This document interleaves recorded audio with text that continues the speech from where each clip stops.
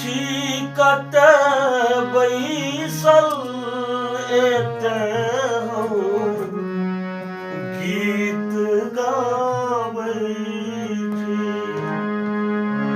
अहम छीकत बैसल एतहु गीत गाबै छी। भजन कीर्तन के माध्यम सँ विपत्ति के कहि सुनाबै छी। भजन कीर्तन